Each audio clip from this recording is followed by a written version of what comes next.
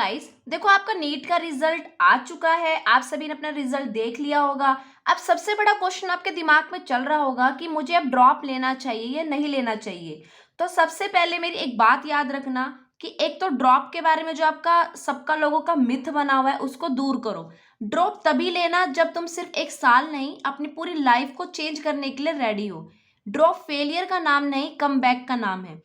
Firstly आपको देखना होगा कि आप किस टाइप के स्टूडेंट हो। आपका फर्स्ट ड्रॉप है या सेकंड टाइम ड्रॉप है, थर्ड ड्रॉप है, या आप 3 ड्रॉप से ज्यादा ले चुके हो। ठीक है, तो यही आपको डिसीजन लेने में हेल्प करेगा कि आगे ड्रॉप लेना भी है या नहीं लेना है। ठीक है, और तीन इंपॉर्टेंट पॉइंट्स आपको ध्यान रखने होंगे: वाई, मिस्टेक्स एंड सीरियसनेस। ये चीजें आपको अपने आप से पूछनी होगी कि भाई क्यों मैं ड्रॉप लेना चाहता हूँ, क्या मेरे से पहले क्या मिस्टेक हुई थी। ठीक है, क्या मेरे से सिली मिस्टेक हुई थी, या भाई मेरा ही सीरियसनेस लेवल ऐसा था कि मैं सीरियस नहीं रहा, कंसिस्टेंसी और डिसिप्लिन मैंने मेंटेन नहीं किया, मैंने एग्जाम को बहुत ही इजी वे में रखा जिसकी वजह से ना तो मैंने प्रॉपर वे में मॉक टेस्ट दे, ना अपने प्रॉपर वे में लेक्चर्स को देखे, ना कंसेप्ट को अच्छे से मैंने किया। ठीक है, इन सभी चीज़ों को आपको ध्यान में रखते हुए ही आपको ड्रॉप लेना होगा।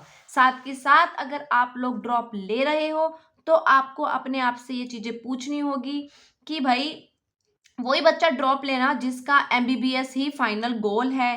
ठीक है, आप लोगों को पता हो कि भैया आपकी पिछली बार की जो प्रिपरेशन थी वो कंप्लीट नहीं हुई थी। ठीक है, आप लोग 10 से 12 महीने दोबारे से डिसिप्लिन के साथ अब पढ़ने के लिए तैयार हो। ठीक है, अपनी गलतियों को इम्प्रूव करने के लिए आप लोग रेडी हो। ठीक है, अगर आप भाई 400 से 500 के बीच में मार्क्स अगर आपके हैं तो यहाँ मैं आपको एडवाइस करूंगी कि आप पार्शियल ड्रॉप लो, साथ के साथ कुछ करो और उसके साथ साथ अपना नीट प्रिपेयर करो। ठीक है, और भाई ये भी ध्यान रखना है कि अगर आपका 80% सिलेबस कंप्लीट है तो ही आप ड्रॉप लो, क्योंकि भाई अब जो आप ड्रॉप लेके आगे प्रिपरेशन करोगे उसमें आपको मेनली अपना कंसेप्ट को अच्छे से करने में ध्यान देना है, मॉक जितना हो सके मॉक लगाने हैं, तो इस पे आपको ध्यान देना होगा। ठीक है, नो फुल एफर्ट्स, ये भी आपको एक पॉइंट है कि भाई आपको पता ही होगा कि आपने कितना एफर्ट दिया था।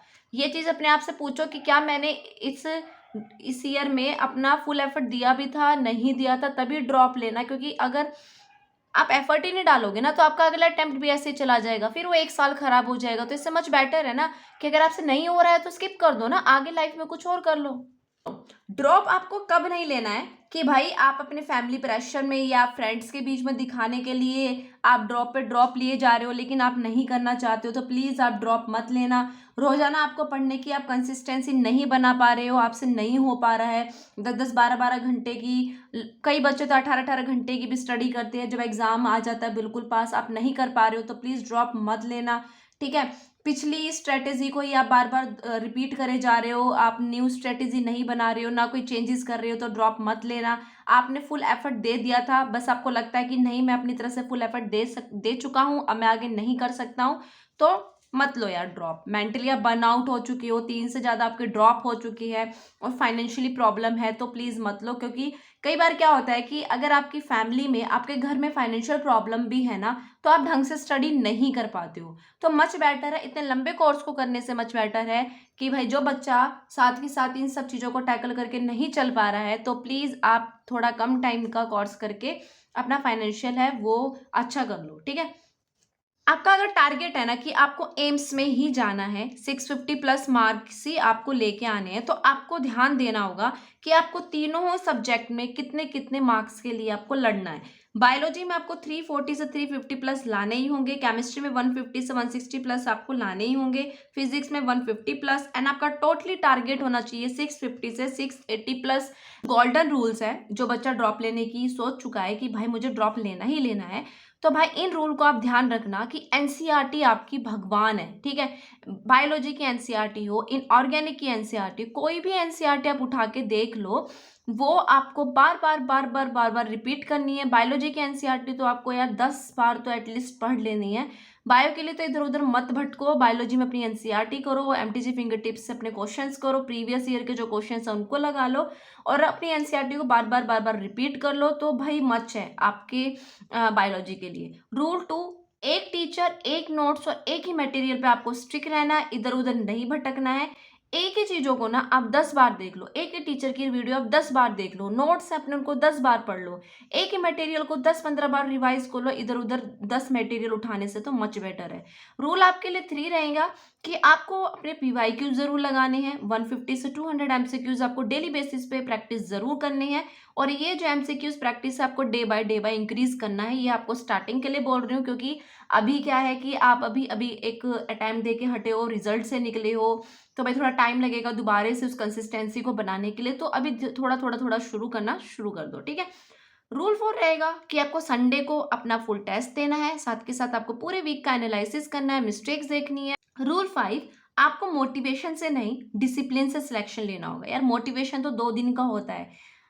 एक एग्जाम्पल ही दे रही हूँ यार, मैंने आज चलो आपके लिए एक वीडियो बनाया, इसमें ये वीडियो मोटिवेशन से भरपूर है। आज आपने देख लिया, आपको मोटिवेशन आ गया कि भाई मैं करूँगा ही करूँगा। इस बात की गारंटी ले लो कि अगर आप अभी भी देख रहे हो ना इसको, या रात के 10 बजे भी देख रहे हो ना, तो आपको पूरी रात तो ऐसा रहेगा, भाई मैं ये कर दूंगा, मैं वो कर दूंगा, मैं इस तरह से कर लूंगा। लेकिन नेक्स्ट डे जब आप जाओगे ना, कुछ भी नहीं बचता यार। हमें फिर दोबारा से एक वीडियो की जरूरत होती है जो हमें मोटिवेट करे। उससे मच बेटर है ना कि आप डिसिप्लिन में आओ। आपके अंदर एक चीज होनी चाहिए, उस चीज की एक आग होनी चाहिए कि भाई मुझे तो डॉक्टर ही बनना है, मुझे तो ये सीट लेनी ही लेनी है, ये सीट मेरी है, ये वो एक सीट है वो मेरी ही रहेगी।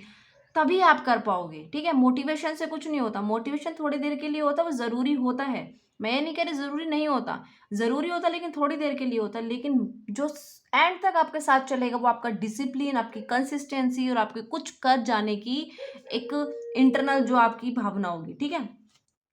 और लास्ट में कुछ ऐसे 5 टिप्स मैं आपको दूंगी जो आपकी इस जर्नी में बहुत ही ज़्यादा आपकी हेल्प करेगी, ठीक है। आपका प्रीवियस आपने अटेम्प्ट दिया है, अभी आप अटेम्प्ट दिया, आपका रिजल्ट भी आया है, तो आपको अपना प्रीवियस एनालिसिस करना होगा। बाई चांस मान लो आप 2-3 साल के ड्रॉपर हो, एक भी ड्रॉप दिया है, तो पिछली आपको अपनी प्रिपरेशन की स्ट्रेटेजी को देखना होगा, अपनी मिस्टेक्स को देखना होगा। अब उस पे आपको इम्प्रूव करना है। अगर आपको लगता है कि जो आपने स्ट्रेटेजी प्रीवियस टाइम में बनाई थी वो आपके लिए यूजफुल नहीं है, हेल्पफुल नहीं है, आपका कोई रिजल्ट नहीं लेके आ रही है, तो अपनी स्ट्रेटेजी को चेंज करो, चेंज करके देखो और फिर उस पे आप काम करके देखो, क्या पता वो आपकी सफलता आपके हाथ में दिला दे, ठीक है। मेंटल एंड इमोशनल रेडीनेस, ठीक है। आपको अपना मेंटली प्रिपेयर रहना होगा, इमोशनली भी प्रिपेयर रहना होगा। किसी के घर में कोई प्रॉब्लम आ रही है, फाइनेंशियल प्रॉब्लम है आपकी, भाई कोई भी मतलब फैमिली में रहते हो यार, कुछ ना कुछ प्रॉब्लम्स रहती ही रहती है, तो भाई इन सब से आपको डील करना होगा, तभी ही आप अटेम्प्ट लेने की सोचना, नेक्स्ट ड्रॉप लेने की सोचना।